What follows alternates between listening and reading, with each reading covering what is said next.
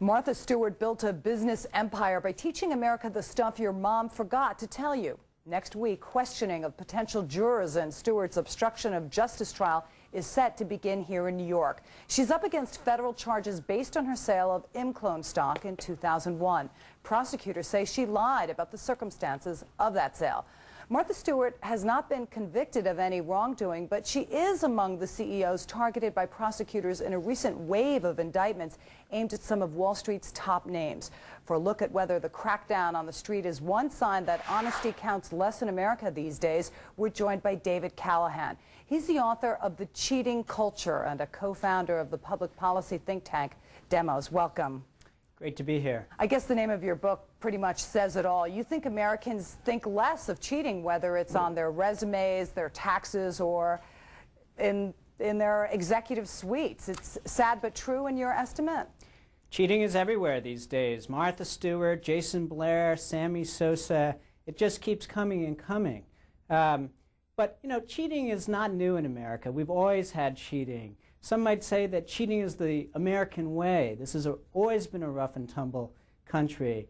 That said, it seems that there's a lot more of it these days, and the research backs that up. The IRS tells us there's more tax evasion these days. Researchers tell us that there's more students cheating in high school and college. Steroids has become pervasive in baseball. And then these financial scandals in the past few years dwarf anything we've seen since the Gilded Age. So it's everywhere. Well, it's interesting you bring up the Gilded Age. I should point out, of course, that Martha Stewart hasn't been convicted of anything yet. We should remember that. But, you know, you mentioned the Gilded Age. I mean, doesn't this stuff just come and go and ebb and flow? You know what they say, there's nothing like a bull market to bring out the crooks and nothing like a bear market for them to get caught.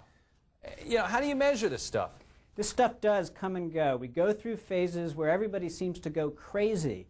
And what I argue in my book is that the 80s and 90s has been one of those periods. It's been one of these go-go periods where we've all been obsessed with money, all been obsessed with getting ahead. It's a very materialistic culture we live in these days, obsessed with celebrities. You know, and you saw some of this in the 1920s too, and also in the robber baron era 100 years ago. I think that whenever we are obsessed with making money, getting ahead, whenever those values triumph in our culture, you get a lot of cheating. People will do anything to make it in American society.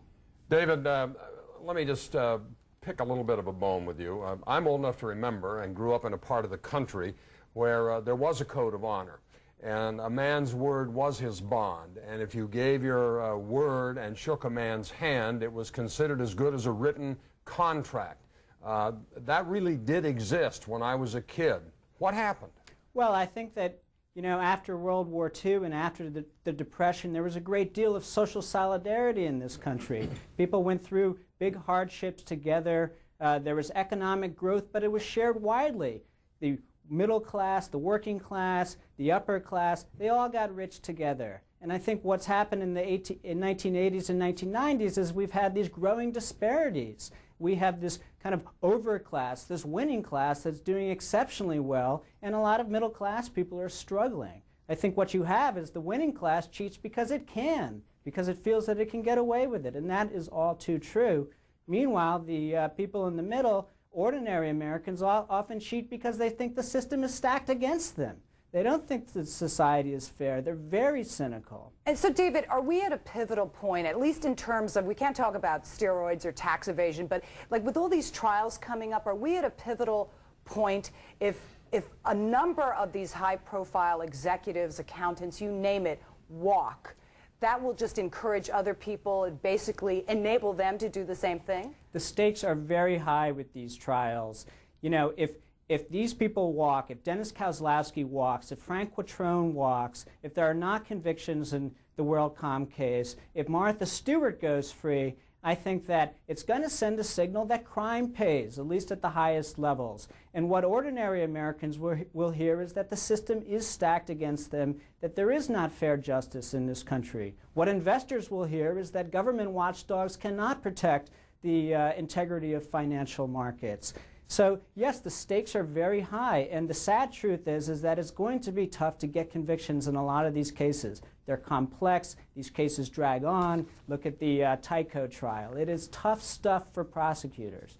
But David, we seem to relish this kind of stuff. I mean, you think about movies and TV shows, you got sneaky people cheating around, all ha ha ha, and we seem to eat this stuff up. I mean, what can we do about that? Well, it has become more part of the culture lately, and I think it's the values in American society have been very individualistic, very competitive. You know, the individualism that came out of the 60s got hooked up with the hyper-materialism and the competition of the 1980s. It's kind of the me generation has met greed is good, and the results are not pretty. And there are no easy solutions here, but I do think that we have to create a society where at least ordinary people feel that if they play by the rules, they can get ahead, and ordinary people also feel that the rules are fair, that some people don't get to walk when they do bad things while other people get mandatory minimum sentences. I was going to say, hasn't there been a double or triple standard around for a long, long time? Phrases like the rich get rich and the poor get poor, then that gets. The fact of the matter is, if you have money in this country, you can hire better lawyers than if you don't have any money in this country. End of discussion. That is the fact of the matter. We do not have a fair system of justice in this country. We have many people rotting in prison for nonviolent crimes because they got slapped with mandatory minimum sentences. Meanwhile, remember all those SNL scandals back in the late 80s? Those people got slaps on the wrist, a lot of them. They got these fines that they never paid. They got these prison sentences at country club prisons that they didn't serve out. You know, you walk into a bank and you slide a note to a teller saying you're not armed and you want money. Right. Somebody like that can get 10 years in prison. Right. You rip off a bank through an SNL scandal and, you know, you get a slap on the wrist. It's just, it is not fair. Great. All right, David Callahan, provocative stuff, author of The Cheating Culture. Thanks. Great to be here.